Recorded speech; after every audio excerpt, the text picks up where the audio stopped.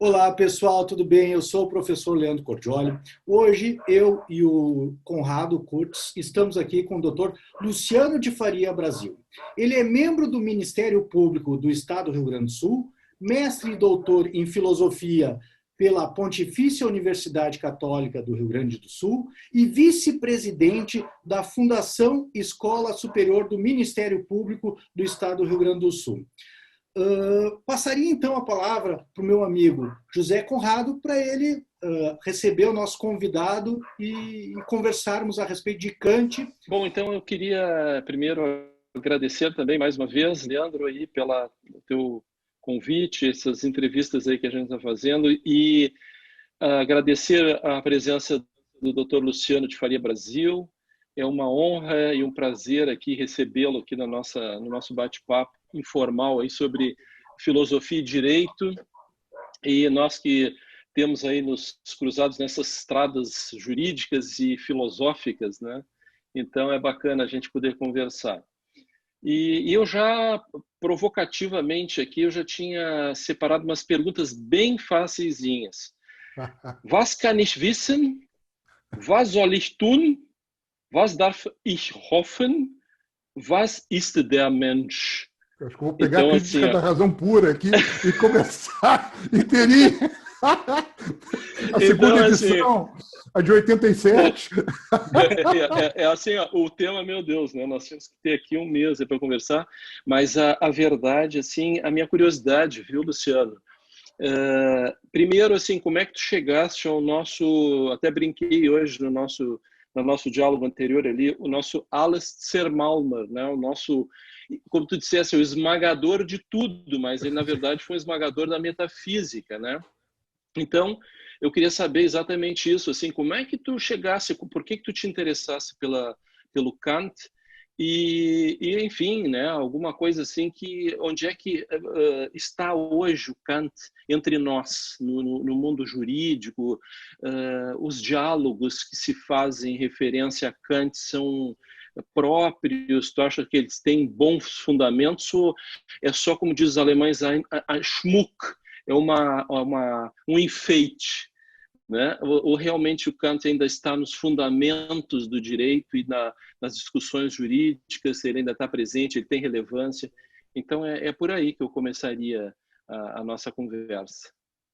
Muito bem, eu queria, agradecendo aos amigos pelo convite, destacar que é uma honra estar aqui com vocês e poder conversar sobre esses temas que são não apenas de um interesse geral, cultural, mas do interesse daqueles que, estando no mundo do direito, se interessam pela filosofia e que se encontram nessa encruzilhada da reflexão e da ação. E a filosofia nos ajuda justamente nesta orientação do pensamento. E na brincadeira que o Conrado fazia, ele deixava um pouco entrever os motivos que me levaram a Kant. Kant, junto com Hegel, talvez o último par de pensadores com uma pretensão de abarcar as grandes questões centrais da filosofia de uma maneira tão sistemática. Você pensar justamente os limites do pensamento, os limites da ética, o que é o homem, né, como deve ele proceder. E, de certa forma, ele é o pai fundador da filosofia tal como nós a concebemos, na medida em que, na obra de Kant, se opera o que foi depois chamado de virada copernicana ou revolução copernicana, que tira do objeto e põe no sujeito o foco, né, do conhecimento, e a partir daí reorienta a forma de pensar. Mas eu não tenho dúvida de que muito do que, no âmbito principalmente da discussão jurídica ou justo-filosófica, passa por discussão kantiana, muitas vezes não passa de uma invocação retórica. Embora os temas kantianos atravessem toda a história da filosofia do direito e estejam presentes em formulações hoje que nós recebemos de maneira automática. E sequer pensamos nisso. A própria pretensão de sistematização do conhecimento e de sistematização das regras de proceder que leva à codificação, ela se enquadra num grande movimento justamente de apreensão do pensamento em novas bases, em bases que nós poderíamos aqui chamar de críticas, inclusive, porque havia uma preocupação justamente com os limites não só do conhecer, mas com os limites que se pode regrar. Então, esse é um tema que é acho interessantíssimo. E o pensamento de Kant no tema do direito é um pensamento que, embora ele vá tomar forma já nos últimos anos da sua vida intelectual produtiva, já quando ele se encontrava bem velhinho, e muitos acreditam isso, algumas insuficiências, inclusive da metafísica dos costumes, especificamente da doutrina do direito, ele não é um pensamento que surge ou brota de uma reflexão que foi feita naquele momento. Ao contrário, ele é a culminação de longos anos de aula e de exposição aos estudantes da universidade e a meditação sobre o tema do direito natural, que era uma disciplina que ele chegou a lecionar e que usava determinados autores, principalmente Arrenvall, né, que era o livro-texto dele, e que orientou, de certa forma, a sua reflexão sobre o direito. Né. Ele também lecionou a cadeira de antropologia, né, na qual ele apresentava costumes de povos exóticos, ele recebia regularmente os jornais do restante do mundo, não esquecendo que Königsberg era um porto de grande importância naquele momento, era a capital da Prússia Oriental e antiga capital do Reino da Prússia, né, que havia sido transferida a Berlim não muitos anos antes. Então, essa fascinação que ele tinha justamente pelo cosmopolitismo, pela multiplicidade do mundo, das culturas, se somava ao tema da crítica da razão, ou seja, da racionalidade, da sistematicidade, dos limites do conhecimento, do rigor no conhecer e das proposições rigorosas sobre como agir. Eu ia te perguntar, quando a gente estuda filosofia grega, né, a gente costuma separar em pré-socráticos, depois Sócrates, Platão e Aristóteles, né? E o Kant também, com essa virada copernicana e com essa ideia de colocar a própria razão em julgamento com as críticas, né? A gente pode falar numa filosofia pré-kantiana e uma filosofia pós-Kant. A virada que ele fez foi tão radical que mudou significativamente a filosofia nesse sentido, principalmente as filosofias práticas, né? A filosofia moral e a filosofia política. Eu acho que sim, Leandro. Tanto que existe um livro, uma coletânea de textos do professor Joãozinho Beckenkamp, que se chama Entre Kant e Hegel, que ele apresenta uma série de textos dos pensadores daquele período, digamos, intermediário, pós-kantiano, e se vê que o pensamento, a forma do pensar se faz muito com ou contra Kant. Ninguém é indiferente a ele, às pretensões de sistematicidade. Ele, de certa forma, ele põe o terreno, ele prepara o terreno sobre o qual todos os demais acabam se posicionando. E hoje há uma forma de ler a filosofia de Kant, no âmbito da filosofia analítica, né, que deixa isso muito claro, né, que, na verdade, os pressupostos de como filosofar hoje estão dados ali em certa medida. Ele é um passo necessário, um passo decisivo da história da filosofia. Aliás, sobre a questão dos pré-socráticos, esse é um problema, né, que quando nós estudamos a literatura brasileira, nós temos a figura dos pré-modernistas, que são todos aqueles que não cabiam em um rótulo e tiveram que ser agrupados ali cronologicamente. São pessoas que não têm nada a ver com os outros. Monteiro Lobato, Graça Aranha, todos aqueles grandes autores depois do romantismo, depois do simbolismo, e que não cabiam em nenhum rótulo. A figura dos pré-socráticos, de certa forma, também é isso, né? É como se estabelece um marco autoral e cronológico, é um grande balaio de gatos. E se nós pensássemos em uma filosofia pré-kantiana, de certa forma, também colocaríamos todos nesse balaio de gatos. Mas, de fato, há uma cesura. Quando nós abordamos o tema da filosofia prática de Kant, alguns pensadores, a Christiane Korsgaard, ela chega a dizer que a filosofia de Kant se põe em continuidade com a filosofia prática da tradição, especificamente Locke. Você vai pensar o professor José Nicolau Reck, falecido ano passado, ele vai dizer, não, isso não é verdade, há uma cesura de natureza conceitual. Kant vai aproveitar os termos da tradição, a terminologia, o jargão, mas o seu pensamento está constituído de outra maneira. Então, ele não se comunica, não há um sistema de vasos comunicantes dos temas da filosofia prática de antes e depois, porque eles são tratados de maneira radicalmente distinta, embora a linguagem seja assemelhada.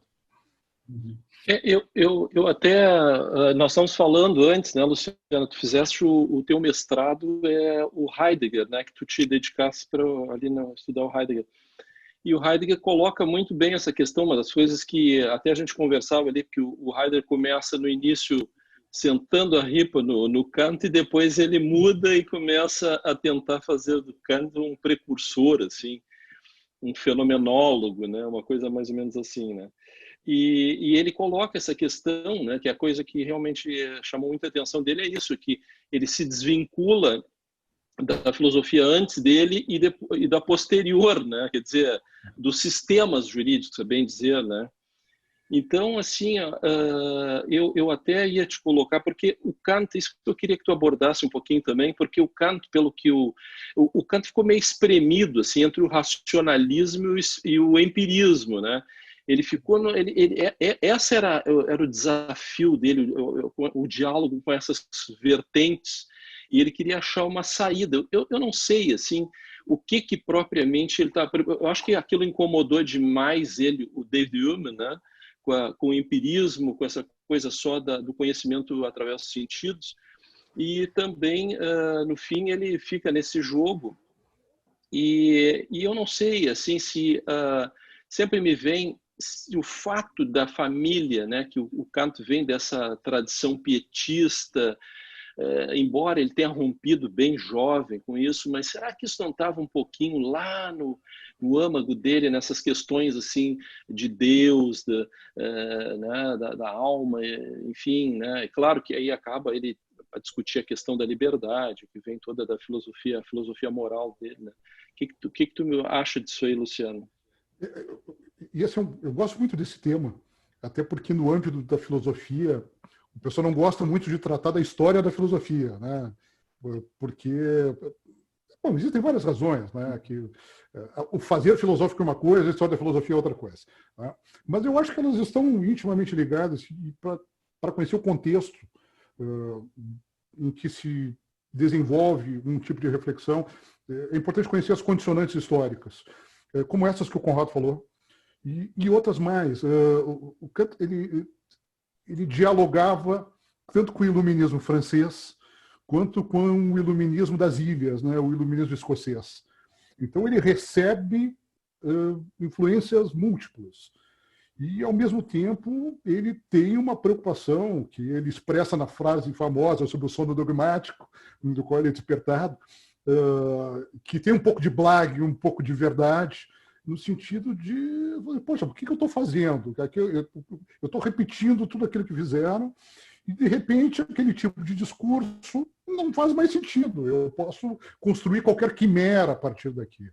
Então, tem uma biografia dele muito interessante, até eu recomendo, que é essa do Manfred Kuhn, né, que se chama Kant, a Biography, que é um livro interessante, ele recupera vários pontos da biografia dele, e o Kant tinha algumas ilusões a respeito da própria ascendência também.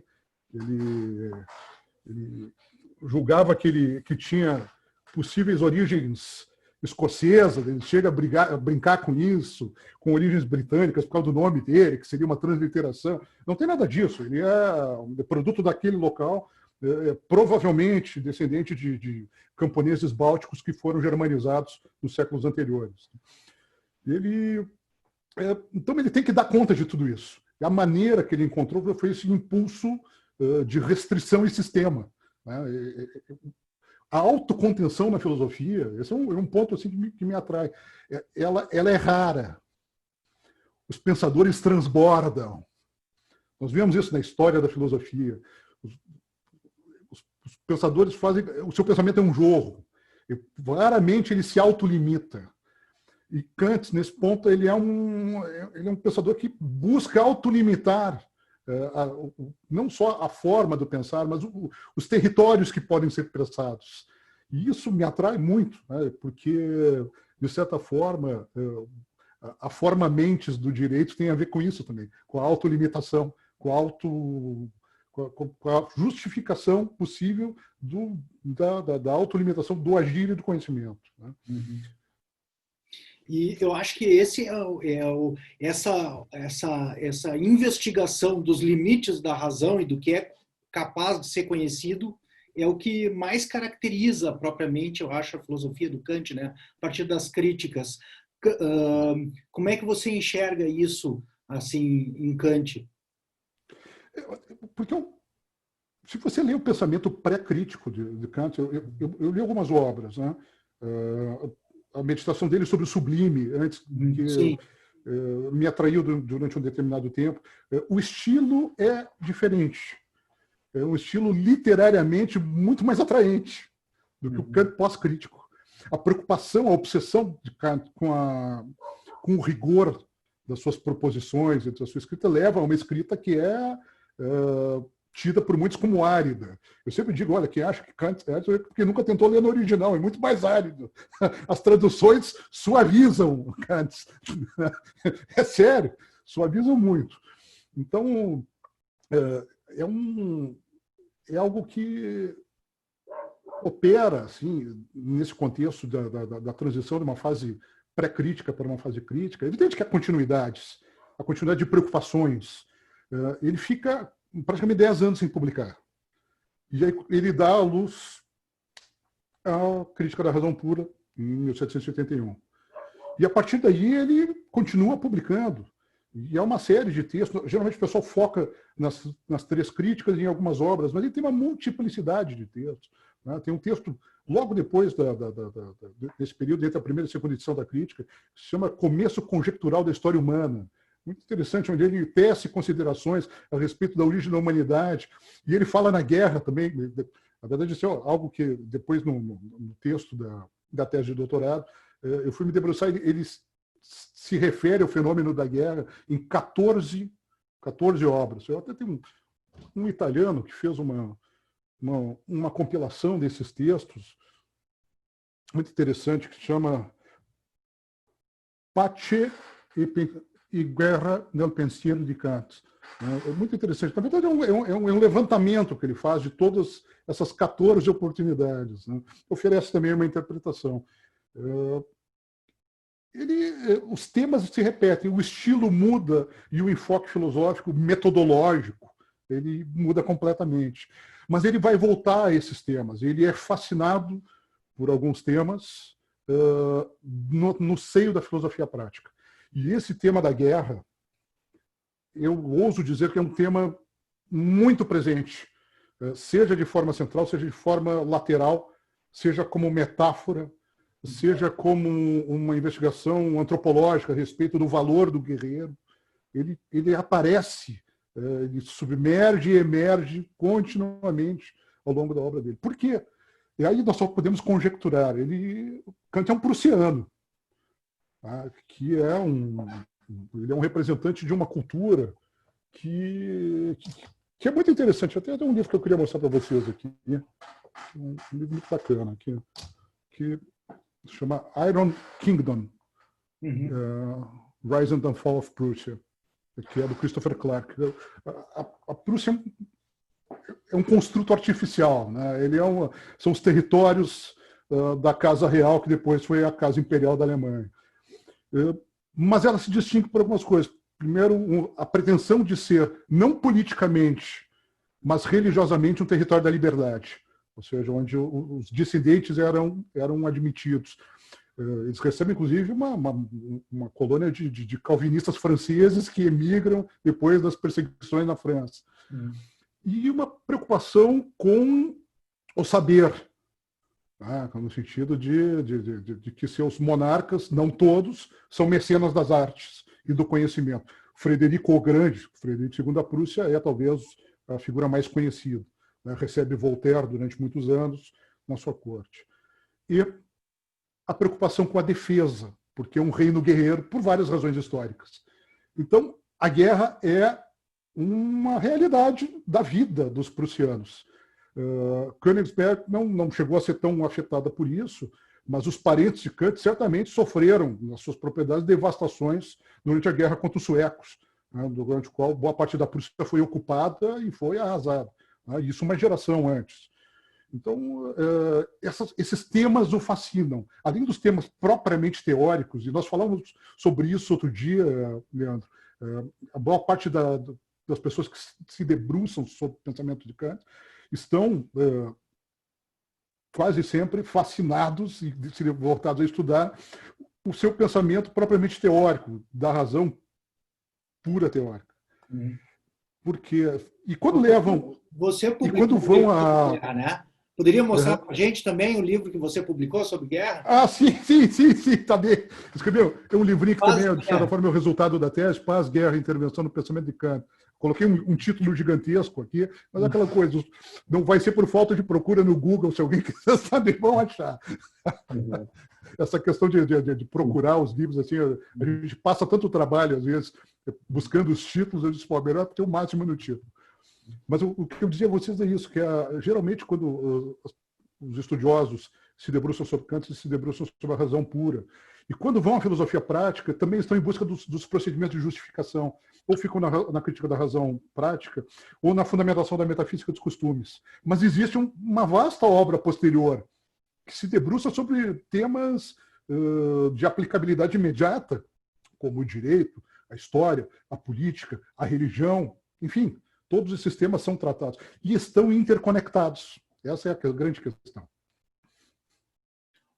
Desculpa, pode falar, Conrado, desculpa. Acho que deu algum problema. Mas foi quem quer, foi sem querer, eu acabei desligando a câmera. Mas eu estava pensando exatamente assim, essa questão dessa relação do Kant com o mundo exterior, né? Um negócio muito interessante isso, dessa atualidade dele, essa preocupação dele de se manter sempre... Ele é um sujeito fantástico, assim, eu acho a figura do Kant realmente impressionante, né? O tamanho da dimensão cultural e intelectual dele, né? E essa questão do Frederico da Grossa, né? Essa relação ali com... como é que eu queria que tu falasse um pouquinho mais disso aí, que era uma figura interessante também, o Friedrich, sim. Né? Exatamente, ele recebia lá o Voltaire no Sanssouci, né? Em Potsdam, né? E aí brigaram.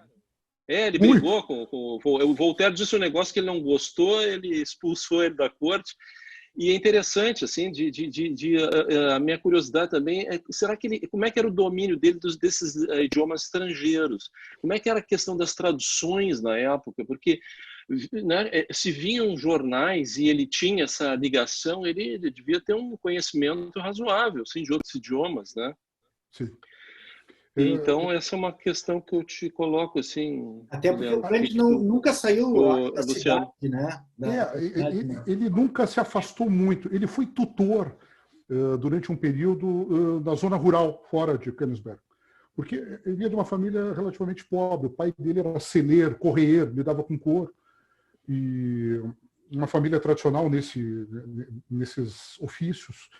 E ele é um menino estudioso que é recrutado para estudar. Ele, de certa forma, ele teve sorte também em função dos seus talentos. Ele estava destinado, digamos, pela configuração social do seu tempo, a seguir o ofício de seu pai, né?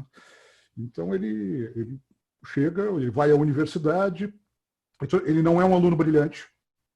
Ele não é um aluno brilhante. Alguns professores, anos depois, sequer se lembram dele. Os alunos brilhantes eram outros, não era ele. Ele faz uma tese, hoje nós chamamos um TCC. Né?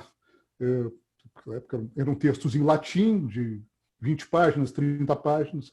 A dele é sobre o fogo. O fogo, na verdade, é a eletricidade.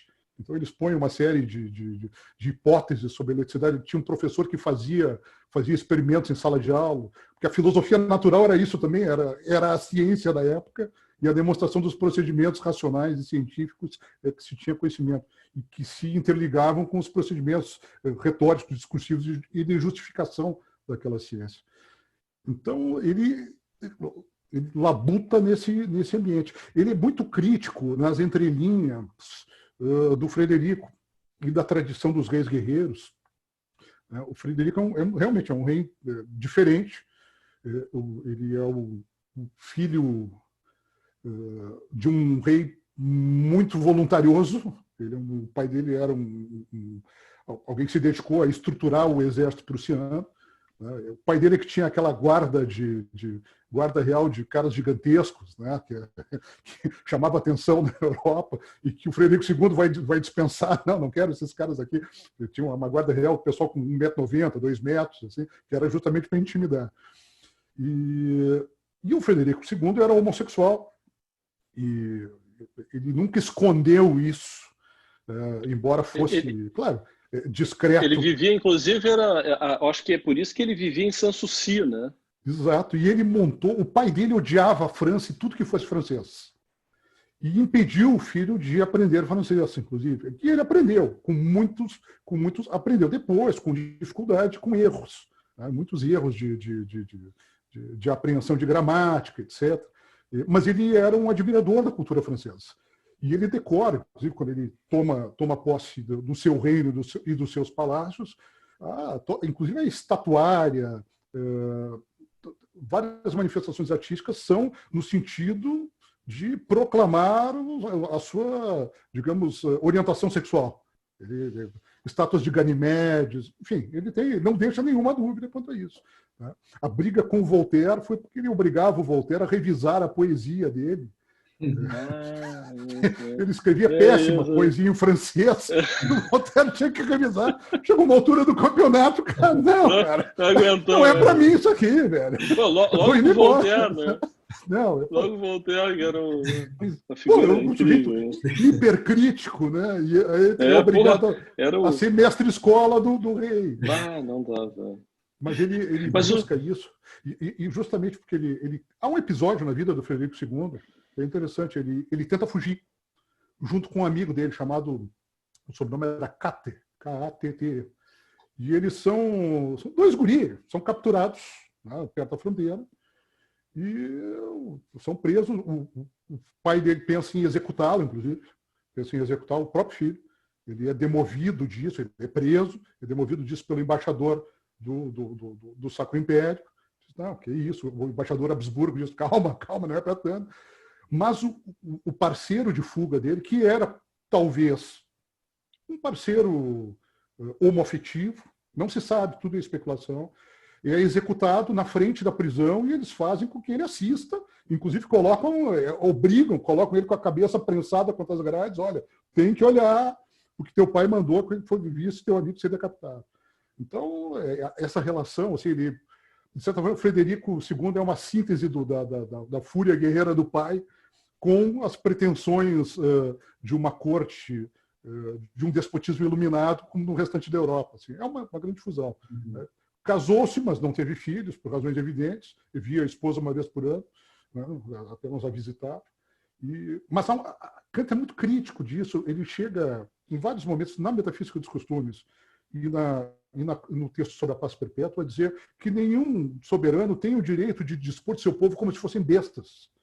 Né? E por isso que ele é tão enfático. Olha, os súditos, eles são co-legisladores, racionalmente. Eles devem dar o seu assentimento à legislação e devem dar seu assentimento à declaração de guerra, porque eles sofrerão as consequências. Eles são copartícipes na obra do Estado. E com isso um negócio bem democrático, né?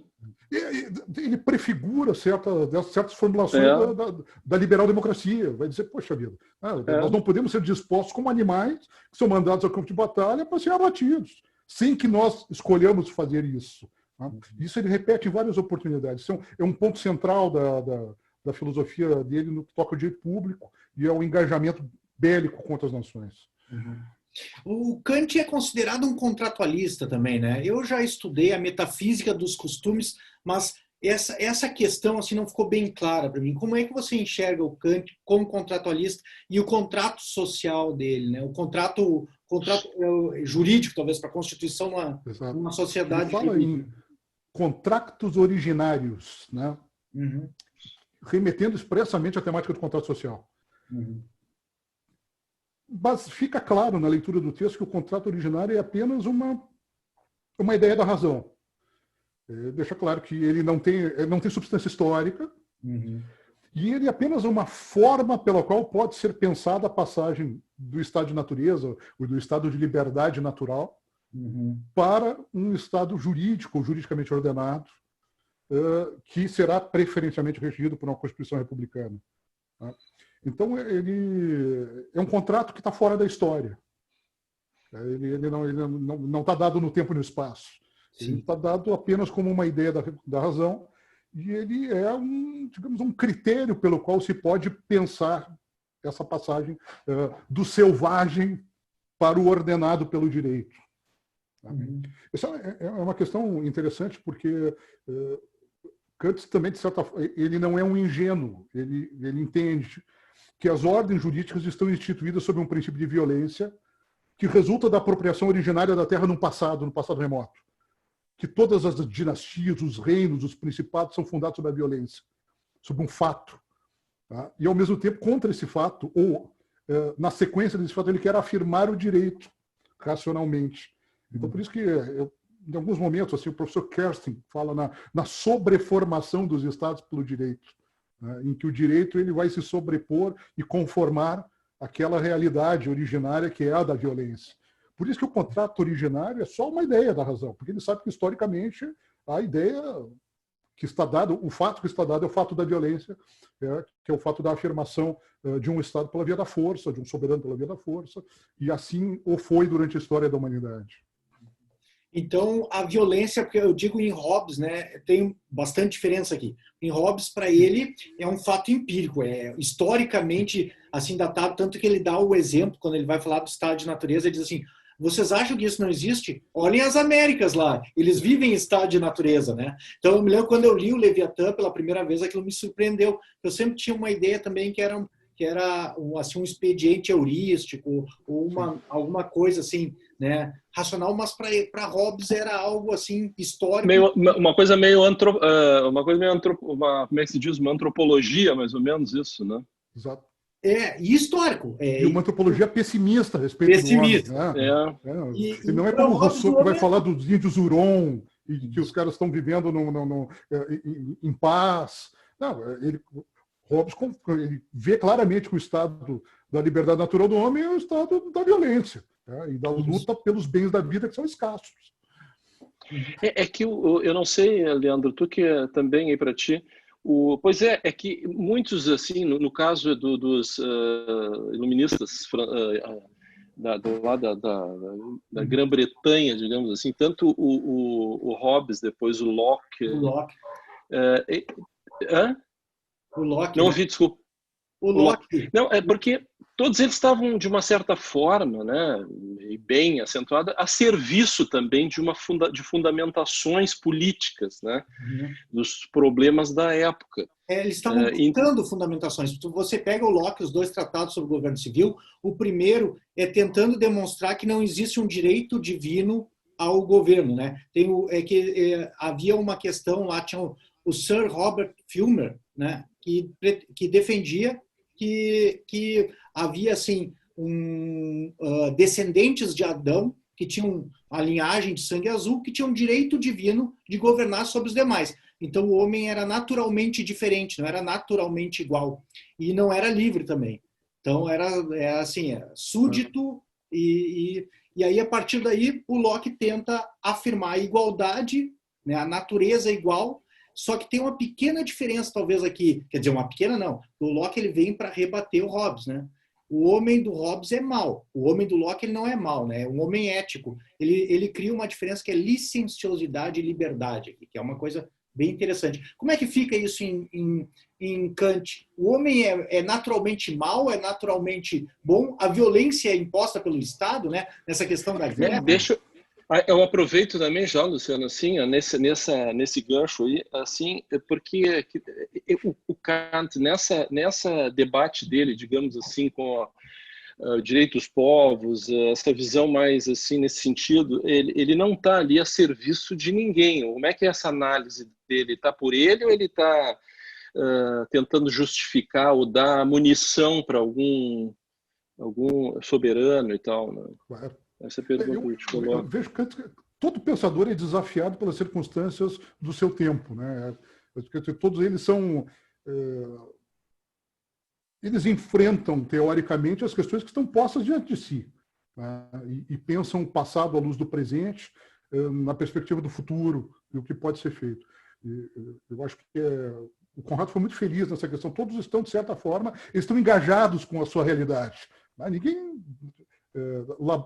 está laborando intelectualmente numa cela, num monastério, absolutamente aliado à sua realidade. E mesmo que o fizesse, ele estaria constrito, né, pela literatura, pela produção, e trabalharia dentro do quadro de uma tradição. Eu acho que Kant, nesse ponto, ele é duplamente crítico. Ele é o crítico da razão no sentido da imposição dos limites, da autolimitação do uso da razão, e ele é um crítico no sentido, digamos assim, vulgar do termo, porque ele também discorda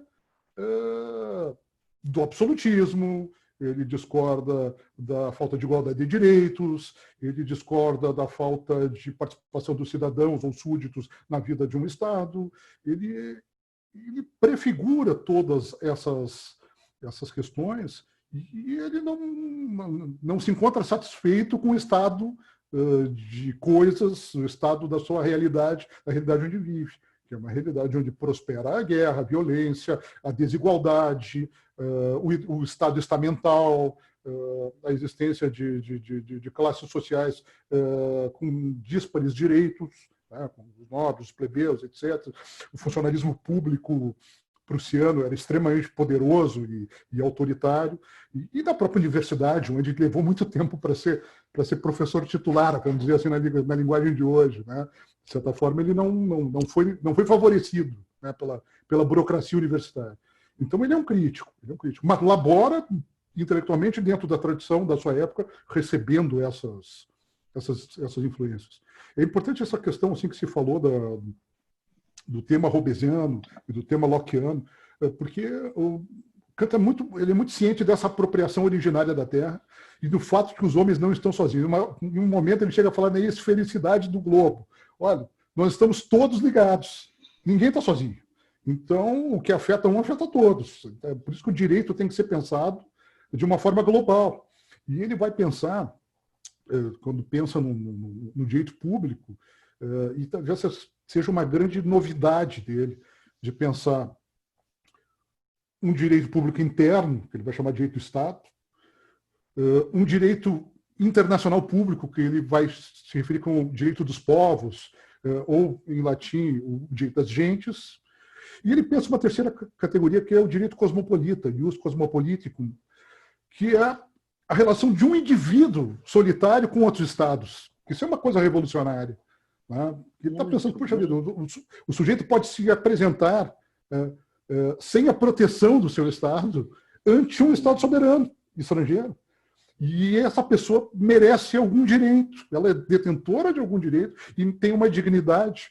Então, o que ele fala de algo que é, na época, o direito de hospitalidade, o direito de não ser mandado embora imediatamente, ou morto quando atravessa uma fronteira, mas de ser ouvido, de pedir um asilo. Isso é algo que, para nós, é banal, mas na época era algo que desafiava a praxe política da época. Não era, a realidade era do combate entre os estados, particularmente naquele trecho da Europa Oriental e Central, que sempre foi. As fronteiras transitaram de uma hora para outra nas lutas entre os estados.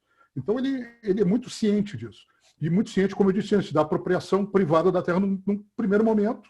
Né? E isso, toda a apropriação privada da terra vai ser provisória.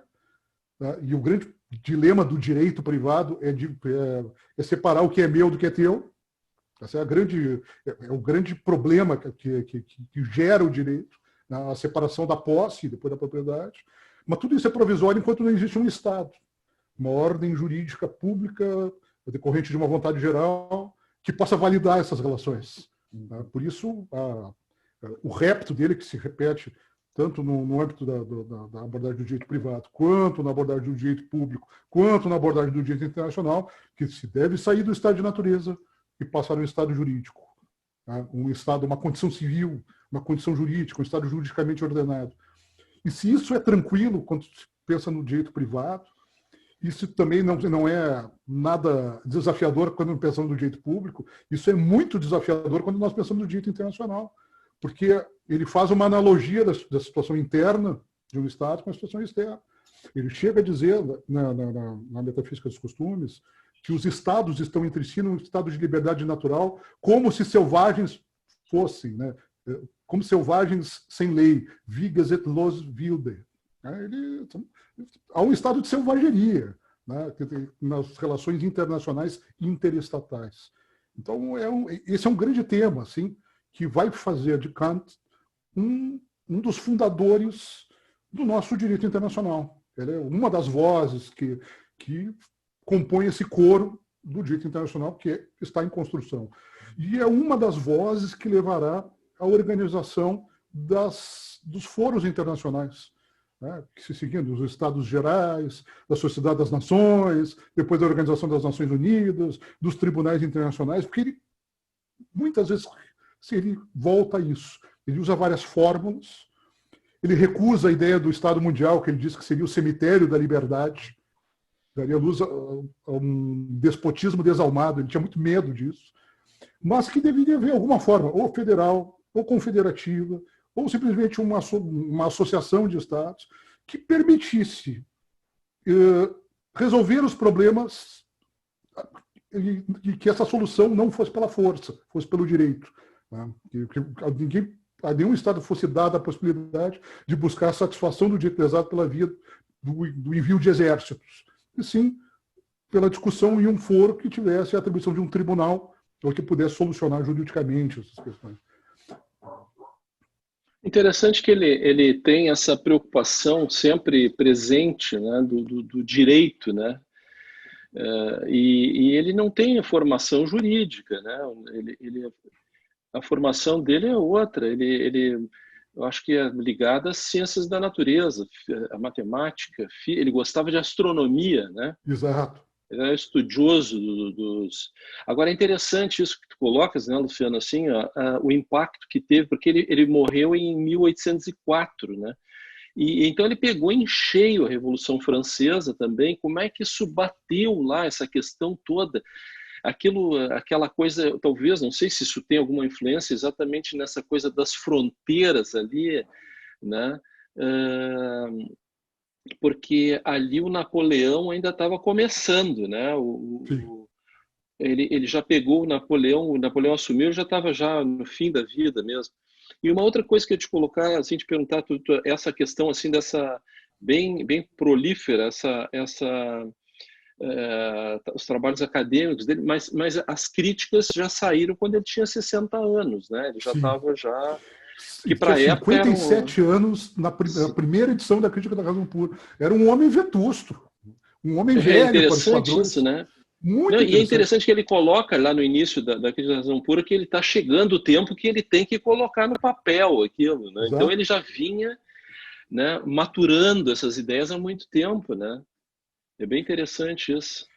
Escuta, e também assim no teu livro, que tu trabalhas nesse livro, fundamentalmente essa questão aí desse aspecto que colocaste agora, assim, dessas relações, desse pensamento dele já vanguardista, né?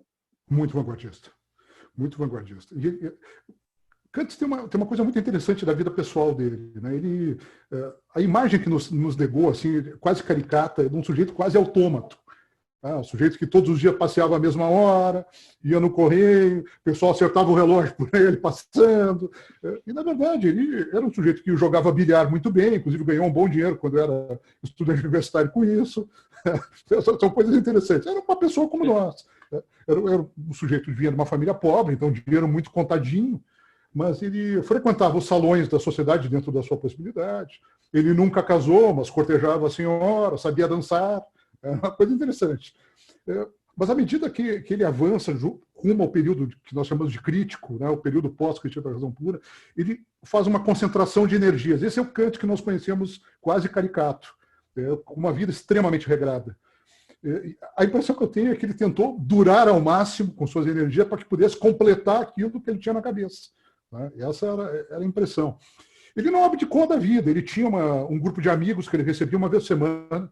Tem até uma gravura famosa, que é o Kant com seus Tischgenossen, né, seus companheiros de mesa, né, no qual sempre se propunha um tema, o pessoal bebia vinho, conversava, ele não era alheio aos prazeres da mesa e à boa diversão, mas levava uma vida muito regrada.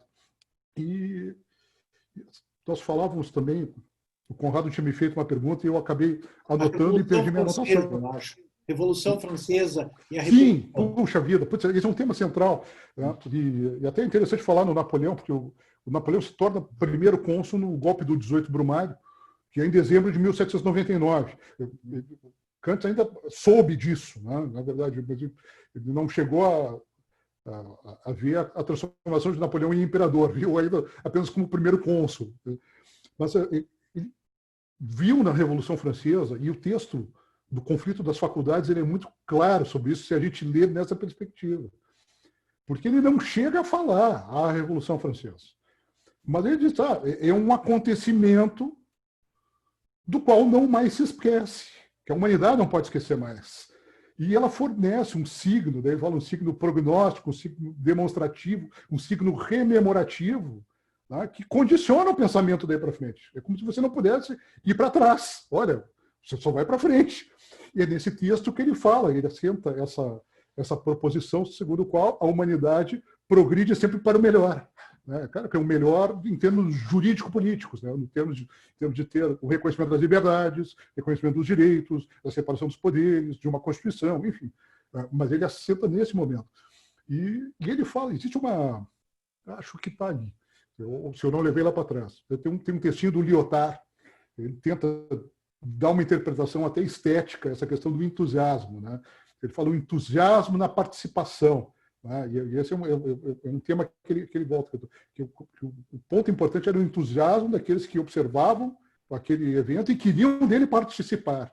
Né? E creio que é uma influência decisiva no sentido da confirmação de Kant de que suas ideias, suas proposições a respeito do autogoverno, da liberdade dos indivíduos, dos seus direitos inatos, da sua liberdade inata, e no que isso refletia na Constituição do Estado, estavam sendo confirmados. Eu acho que ele viu assim. Né? Claro, havia censura, embora houvesse pouca censura na puxaria censura, havia a revisão dos textos, havia o imprimatur, como se você tinha que submeter o texto antes para ser publicado. Um dos textos do conflito das faculdades é sobre isso, né? Que é sobre a questão da relação com a faculdade de teologia, né? E a questão da censura. Mas ele foi muito impactado e ele viu nisso, provavelmente, a coroação daquilo que ele propunha e entendia a respeito do direito. Conrado falou a respeito da centralidade do direito, é uma coisa interessante, e é um ponto que eu até queria falar, e eu até tinha anotado, a centralidade do direito. Hegel também, mas num outro contexto, ele vê o direito como um elemento central da organização humana. Mas em Kant isso é muito, muito, muito forte. É como se aquela legalidade, se nós pensamos da razão, que existe na crítica da razão pura, já expressasse um viés de respeito a uma legalidade externa. Claro, nós estamos especulando e brincando aqui entre amigos e conversando de maneira livre, derivativa, mas ele tem um respeito pela figura da lei e pela universalidade da lei. A lei é o veículo que universaliza determinadas proposições. Por isso que a lei é tão importante teoricamente quanto praticamente. E essa centralidade do direito faz com que ele veja no direito a solução dos problemas de uma humanidade que ainda vive mergulhada num regime semibárbaro, que é o regime do enfrentamento constante, da guerra, da opressão, da servidão. É no direito que isso vai se realizar. Porque o direito tem também uma potência que é inerente a ele, de afirmação dos direitos. Mesmo quando o direito é opressivo, ele contém em si essas sementes de se tornar algo que afirme as liberdades. Em Hegel isso aí vai ficar muito claro, de outra maneira. A gente tem o Honneth, de certa forma, tem essa questão do excedente de validade da norma, do direito, mas essa é uma ideia muito forte, muito forte. E tanto que alguns movimentos pacifistas no século XIX, no começo do século XX, vão tomar justamente esse mote, a paz pelo direito. É um mote muito kantiano, né? O livro da Soraya Nur, sobre Kant, sobre a paz perpétua, ele traz uma história interessante desses movimentos E se vê claramente assim, essa invocação, ainda que retórica, de certos pressupostos kantianos. Né? Isso é muito, muito interessante. Dentro que eu queria fazer uma colocação. Eu ia só perguntar, é que você referiu, né, a questão do direito e falou da liberdade. E qual é o papel da liberdade, do direito e da coerção em Kant? Porque sempre é uma coisa bem interessante, assim, né? Sim, liberdade sim. também é um tema associado a esses temas que chamam a atenção na obra de Kant, principalmente, eu acho, na metafísica do costume, talvez na fundamentação da metafísica, né? Se você pensar, ele vai dizer lá que a liberdade não precisa ser demonstrada, porque ela está dada. Né? A liberdade é. Ponto. Ela não precisa que você demonstre. Não existem procedimentos de justificação para a liberdade. Mas se a liberdade está dada, então tudo dela deve partir no que toca à afirmação de uma filosofia prática. E nessa questão da metafísica dos costumes, quando ele traça a distinção entre deveres éticos e deveres jurídicos, é muito claro. Poxa, os deveres jurídicos é aquele que a coerção é externa. Não interessa se você cumpriu a lei porque acredita na lei ou porque internalizou a lei. O importante do direito é que, se você não cumprir a lei, haverá uma coerção externa que te fará cumprir a lei. Se não cumprir, vai sofrer uma sanção. Esse é o direito. O direito opera justamente nessa lógica em que o fator de cumprimento, de coerção, ele é exterior ao indivíduo. Já a doutrina da virtude, né, a Tugendler, vai dizer que os deveres éticos são aqueles em que a coerção é interna. Os mecanismos são exatamente iguais, só que um vem de fora, outro vem de dentro. Então, a legalidade da doutrina da virtude ela é muito parecida com a do direito. A única diferença é que a coerção ela se dá pela internalização das regras e pela, digamos, autossanção, né, que a ética acarreta. É muito interessante. É interessante isso, porque isso aí é uma rigidez incrível, né? Assim, não fosse ele prussiano, né? Mas é interessante. Eu não diria pacifista, mas era um prussiano pacífico. Não, e depois tem uma coisa, o Hegel ele não era assim, né? A gente sabe que a vida do Hegel tem muitas curvas, né?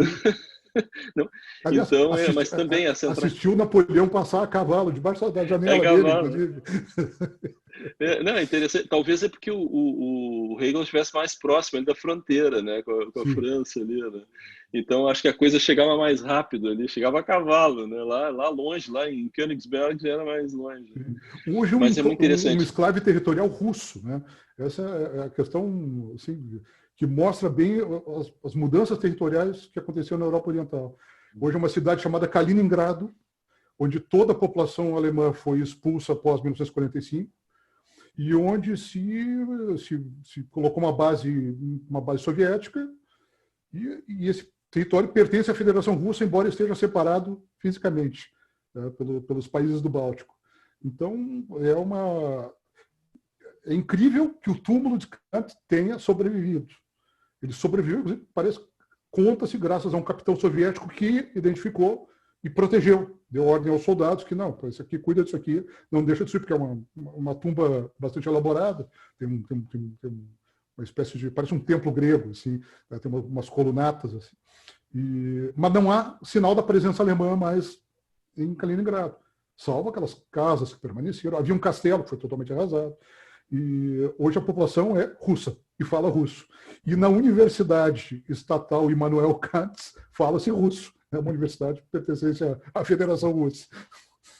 Interessante isso. Acho que... Tem uma pergunta que eu não poderia, né? Como nós três somos do direito, eu acho que tem um outro conceito que é fundamental, que talvez tenha assim uma forte influência de Kant, e até nessa medida, você que estuda bem Kant poderia nos esclarecer o conceito de dignidade da pessoa humana e o conceito de dignidade em Kant. Claro, há um conceito moral em Kant, aqui nós estamos falando de um conceito jurídico, né? Há diferenças, mas há uma fundamentação, há uma ligação desses conceitos. Esse é um tema, a gente teria que pegar a fundamentação da metafísica dos costumes e começar ali, o procedimento é quase colocar um tijolinho depois do outro. Mas essa é uma discussão bem grande assim, na literatura que comenta a obra de Kant. Mas sim, assim, eu me inclinaria pela ideia de que a dignidade jurídica é um conceito e a dignidade inata, moral decorrente da liberdade é outra que precede. Tá? E que isso impede que certas proposições relativas à tortura, enfim, a determinado tipo de pena, sejam consideradas no âmbito de uma legislação. Isso é até um ponto, porque eu gostaria de ter estudado mais isso, e tenho a ideia de fazê-lo um dia. Eu sei que tem vários autores que já se debruçaram sobre isso, mas Kant, quando fala no direito penal, ele é um retributivista. Isso faz sentido, porque ele é quase matemático, ele está falando de quantidades. Se você proceder a um dano, esse dano tem que ser reposto, para que o equilíbrio seja reposto. Então, há uma espécie de lex talionis, que fica muito evidente no texto. Então, se matou, tem que morrer. Ele diz isso expressamente, inclusive dessa maneira, né? Inclusive porque a vida é algo tão incomensurável que a única maneira de repor aquilo que você tirou é tirando a vida do outro também. Mas isso é curioso, né? Na obra de Kant, eu digo porque ele, às vezes, nesse sentido, ele parece que ele aplica, que nem a questão da equidade também, né? Ele aplica, assim, uma razão, assim, praticamente matemática. Ele diz, a regra de equidade não vale nada no direito. Exatamente. São duas quantidades que têm que se equivaler ali. Olha, você tirou daqui, tem que botar aqui. É uma igualdade absoluta, né? É que nem a lei de Talião mesmo, né? Por exemplo, em Aristóteles, isso é uma igualdade proporcional. Você não perde exatamente o que você tirou. É algo proporcional. Aristóteles é claro. A gente estava falando da questão da antropologia e se Kant era pessimista em relação à natureza humana. Eu estava citando dois autores. Eles fazem o seguinte: eles pescam no texto da Metafísica dos Costumes. Um determinado momento ele usa uma proposição em latim, né? Quilibet presumitur malus, donex securitatem deverit opposit. Presume-se que todos são maus até que forneçam garantia do contrário. Isso é uma proposição jurídica. Por que isso aqui é muito interessante? Porque a partir disso, você pode admitir a remoção forçada de alguém do estado de natureza. Olha, se eu não fizer esse cara entrar no estado jurídico e obedecer a lei, ele pode me atacar. Agora, se você usar esse argumento que está lá no direito privado para a doutrina entre as nações, aí você pode chegar a uma ideia de intervenção, inclusive. Sim, pode. Nós temos aqui, os estados estão no estado de natureza, e nós constituímos uma associação de estados, mas tais estados não querem subscrever, e em tese, né, nós poderíamos removê-los forçadamente desse estado de natureza e obrigá-los a participar, porque assim eles deixarão de ser maus, ou pelo menos a garantia estará dada na lei ou na associação. Mas eu acho que isso aqui é expressão, eu acho que, embora seja utilizado como proposição no âmbito da análise da doutrina do direito, isso indica uma certa percepção do que é o homem. Olha, o homem sem constrições, vivendo num estado de liberdade natural, ele vai fazer barbaridades, né? Seja porque quer, seja porque é obrigado a isso, né? Mas por isso ele precisa entrar numa condição civil organizada que o levará a um estado civilizado, por assim dizer. Claro, Kant assume todas as premissas de um iluminista do século XVIII. Ele não...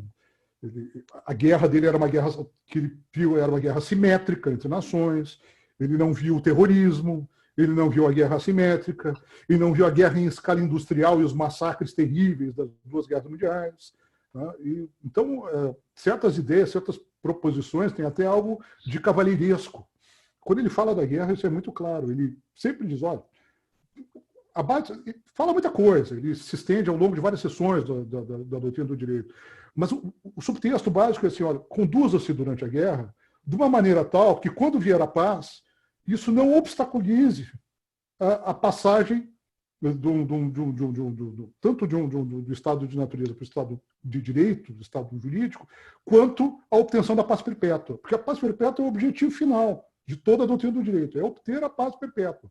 Né? Se você produz uma guerra, você pratica uma guerra, em que se praticam atrocidades, onde há quebra de confiança em todos os níveis possíveis, não há como você restaurar essa confiança e obter a paz perpétua depois. Então, o subtexto é esse, é uma espécie de codificação dos atos de guerra. E, de certa forma, a Organização das Nações Unidas tentou fazer isso depois de 45. Olha, você não pode usar espião, você não pode usar gás venenoso, você não pode escravizar pessoas. É letra morta? Muitas vezes é. Países signatários da Carta das Nações Unidas agem de maneira absurda. Mas talvez seja um princípio de uma tentativa, né, de restringir a guerra e de, ao final, eliminá-la, né? O que hoje é uma quimera, né? O pacto do final da Primeira Guerra Mundial, né? O pacto Briand-Kellogg, dizer, não vai ter mais guerra, a guerra está proibida. Puxa vida, né? Seria tão fácil se fosse assim. Ótimo. Acabou a guerra. Se fosse assim, não né? deu certo. Mas assim, a paz perpétua será obtida pela... Isso fica claro no texto. É a interpretação assim, mais consentânea do que a dita. Ela será obtida pela adesão dos Estados a uma organização, a uma forma de relação internacional que possibilite a eles buscar a solução dos seus problemas por meio do direito. Isso é que vai acabar com a guerra. O resto não vai. Você não vai poder fazer um apelo à natureza humana, ou ao cristianismo, ou aos bons sentimentos religiosos de outras fés. Não é isso que vai pacificar o homem. O que vai pacificar o homem é o direito. E a adesão dele ao direito por meio de uma coerção externa que é própria do direito. Se você não cumprir o direito, vai ser punido. Mas aí o direito é um fenômeno interno ou externo? Em que sentido esse? O direito como um fenômeno interno vai ter repercussão? Esse é um tema de debate, e há quem diga que há aporias, há antinomias, porque ele, evidentemente, ele tem um aspecto interno, mas a externalidade das ações é o que interessa ao direito. Porque ele é fruto da necessidade de organização decorrendo da liberdade. Mas o direito só é direito porque ele diz respeito à externalidade. Porque se ele trabalhasse com a coerção interna, direito não seria outra coisa. Sim. Embora nós possamos pensar, claro, isso são ideias de alguém no século XVIII, né, no final do século XVIII. Nós já temos uma compreensão bem matizada a respeito dos processos de internalização da lei. Mas essas questões da guerra, me parece que até agora, essa situação da quarentena, né, tipo assim, trocando, né, a gente não foi uma situação de guerra, mas houve quase uma guerra comercial, não sei se vocês se lembram, que lá em março, abril, que houve um desespero, né, os americanos, todo respirador e máscara que pousava no território dos Estados Unidos, eles apreendiam, e aí começou a chegar uma situação que os canadenses disseram assim, não se esqueçam que vocês compram da gente também, né, insumos de saúde, então vocês vão pegar os nossos respiradores aqui, aí não vai tal insumo para ir para vocês também, né? Então ficou uma situação assim que, em termos comerciais, eles estavam se impondo pela força e estavam inviabilizando assim uma amizade internacional ou relações internacionais mesmo, né? Vou lembrar, o Clausewitz, ele diz que a guerra é a continuação da política por outros meios. O Clausewitz luta, com as tropas do czar, ele está na Batalha de Borodino, contra Napoleão, porque ele não aceita a humilhação da Prússia, ele vai servir o exército russo e depois se torna um grande teorista, um grande teórico, né, do fenômeno da guerra. Mas nós poderíamos dizer, com base em Kant, que a política é a continuação da guerra por outros meios. Nós podemos inverter isso. Nós podemos substituir a guerra por sucedâneos. A guerra comercial é uma aproximação terrível, porque tudo isso deveria ser tratado de outra maneira. Mas o fenômeno da escassez, que foi que nós tivemos, enseja a possibilidade de tomada pela força de medidas para proteger os seus próprios interesses. O De Gaulle, que era um grande realista, e eu falo realista no sentido da teoria das relações internacionais, ele não era um liberal, uma vez provocado pela esposa do Churchill, a respeito de que, poxa, eu tinha que valorizar as nações amigas, porque tinha ficado do lado dele desde o começo. Tal. Ele disse, senhora, as nações não têm amigos, só têm interesses. Então, é um pensamento que também não vai descasar disso. Se nós considerarmos que as nações têm interesses, esses interesses podem ser solucionados pelo meio do direito. Ele não exige que sejam amigas, que sejam boas. O direito não se presta a um povo de anjos nem de demônios. Enfim, se presta à solução das questões a um povo historicamente dado, concreto, com todas as virtudes e vícios que a humanidade tem. É verdade. Estamos... Agora é interessante isso. Nosso papo está muito bom, mas já estamos conversando há 1 hora aqui. Então, se a gente pudesse encaminhar, não sei se o Conrado gostaria de fazer uma pergunta final, uma colocação final, depois a gente abre para o Luciano fazer as suas considerações finais. Não, eu só ia fazer um comentário, assim, de que tu vê aquela preocupação do Kant, né, porque o que hoje nós temos, né, de uma certa forma, os estados perante os grandes conglomerados econômicos, né, a força econômica que fragiliza o Estado barbaramente, e isso acaba, obviamente, se refletindo no direito, porque essa, digamos assim, essa monadização do indivíduo, né, que vira um consumidor, vai perdendo a sua identidade de grupo, então ele também vai enfraquecendo as condições de gerar uniões e consensos de alteração do direito, né? Então, isso é um negócio interessante, assim, porque o cidadão, com toda a luta que foi já desde a Revolução Francesa, para tu, né, enfim, colocar o sujeito, tanto é que o Kant é o representante mor da modernidade, né? Então essa coisa chega neste ponto que nós estamos, assim, que o direito ele fica fragilizado. Como é que vai ser? Não que na verdade, eu tinha um professor de direito constitucional que dizia o seguinte, né, muito lucidamente: as leis são feitas para proteger os mais fortes. Então, agora, isso dentro, ainda na paróquia é uma coisa, agora isso no âmbito mundial é complicado, né? Porque onde é que os estados conseguem enfrentar essas coisas, né? Então, eu digo Estado, não propriamente o Estado, mas a sociedades, né? Então, esse é um negócio complicado, né? Sabe que eu vejo com mais preocupação ainda, Conrado, excelente pergunta, porque esse acho que é um tema que nos preocupa a todos, né? Que é o desmantelamento da ideia de esfera pública, em prol da atomização completa do indivíduo numa sociedade de consumidores. E isso é muito mais perigoso do que era 20, 30 anos atrás, porque há 20, 30 anos atrás a riqueza era o petróleo, era o ouro, era, enfim, manufaturados industriais que tinham tangibilidade. E hoje, o novo petróleo é a informação, são os dados. As 5 maiores empresas de tecnologia do mundo, que é a Alphabet, que é a controladora do Google, a Amazon, a Microsoft, a Apple, lembrando, daqui a pouco eu me lembro dela, somadas entre si, são mais valiosas e mais fortes e mais ricas do que a maior parte dos países do mundo. Elas seriam a 5ª ou 6ª nação. Então, mais do que o valor financeiro, o poder de moldar consciências, como nunca existiu na história da humanidade. Nunca. A história da imprensa é muito, muito recente. Eu diria que o ofício de jornalista foi o último dos grandes ofícios a surgir e é o primeiro a morrer. É impressionante. Se a gente pensar nisso, o jornalismo, tal como nós o conhecíamos há 10, 20 anos atrás, é um fenômeno em extinção, em declínio, pelo menos, em declínio acentuado. Então, eu vejo com muita preocupação isso, porque nós temos realmente entidades transnacionais que controlam a informação, ou seja, a representação da realidade.